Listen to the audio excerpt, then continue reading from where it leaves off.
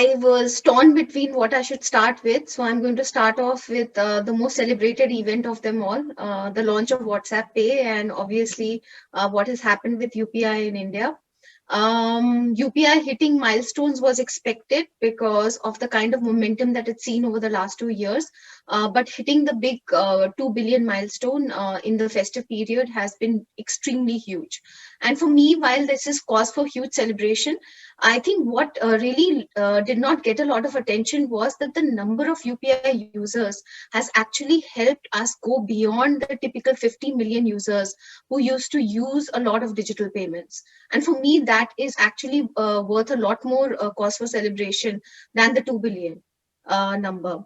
And of course, the launch of WhatsApp Pay. I think a lot of us have been waiting for it. We've been pilot users for the last many years now. And I finally see the big interest and why WhatsApp in India is finally expected to change how we pay.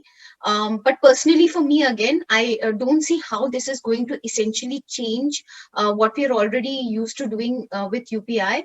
I actually see this as something phenomenally different as compared to other parts of the world where P2P payments is, or what we call PayPal Me or Venmo Me, is suddenly going to be a WhatsApp Me equivalent in India.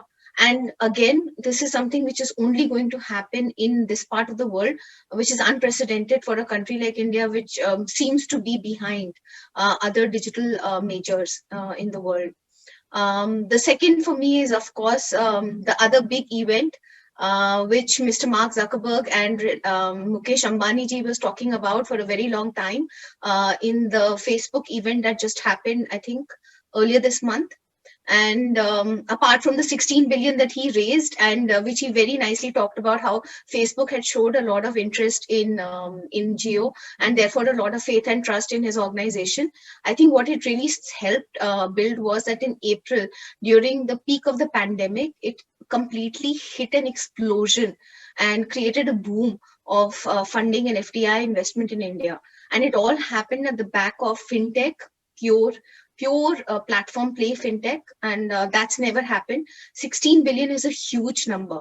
Now, what is even more interesting, however, is that you actually have two big tech, like the big four in technology and digital in the world, which are trillion-dollar companies, actually investing in India in one particular company, which is Reliance. Now, where else would you have Google and Facebook investing in one company? And that's happened in India. Never happened before. I don't know where it will ever happen again. 16 billion, huge number. But then again, there was another big news, which again didn't catch a lot of attention and fancy, probably because we were still reeling from what happened with Geo, which was about Reliance Retail. And Reliance Retail, therefore, taking on Amazon. And Amazon, with its fintech and other ambitions, and of course, the platform play, which it's known for, and Mr. Ambani taking on Amazon on Indian turf, is again something which is unprecedented. Now, if you start thinking and calculating and almost backtracing the large majors in the US with what is happening in India and how the Indian ecosystem is playing out, this actually creates a large battleground, which is again playing at the back of fintech. For me, again, this is something that doesn't catch a lot of attention because we tend to lose ourselves in both the fundraisers as well as, of course, what is happening with some of these interesting news events that happen. And third, of course, for me is that India has overtaken the UK as the largest fintech hub, just behind the US, which is expected. But there are actually 5 cities in India: Mumbai, Hyderabad, obviously Gurgaon, Bangalore, and Noida, which constitute about 40% of all fintechs in India. Now, why this is actually very important for us is because India's fintech ecosystem is not really, focused on just these 5 cities. 60% is outside of these 5 cities. So for me, that is actually good news, because what it spells is that talent, which is outside of these tier 1 cities, is actually going to lead to that innovation trend that we really need to see. Now, apart from these three, we can never talk about fintech without talking about our regulator, and also about the biggest disruptor of Indian financial services and therefore Indian fintech, which is our government. There have been so many proactive pushes by the government that very often that when we get asked what is the largest disruptor in India, I always say it's the government. Had it not been for the government policies of pushing both UPI as of course RuPay, we would never have seen the kind of success that we've seen with during the pandemic. I think Rajiv mentioned this earlier. Again, very uncelebrated fact.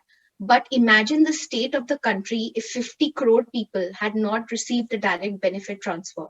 And financial inclusion is again one of those topics that we never speak about because it's not cool. FinTech always tends to go after the North Star. But question is, what would happen to those people? And it all happened because you had the Jan Trinity. So therefore, now the interesting things that are coming up, which is the digital infrastructure that the Indian government is creating, both whether it is the account aggregation framework, whether it is Ocean, I think we are going to actually see the democratization of infrastructure being in the hands of fintechs, and therefore the ability to go deep into use cases that a lot of the banks will not to be able to play in.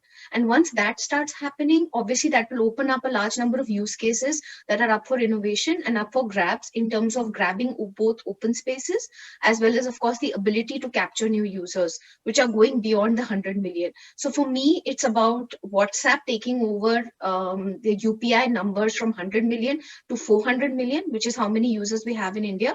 Therefore, the P2P play becoming very, very large in the next coming years.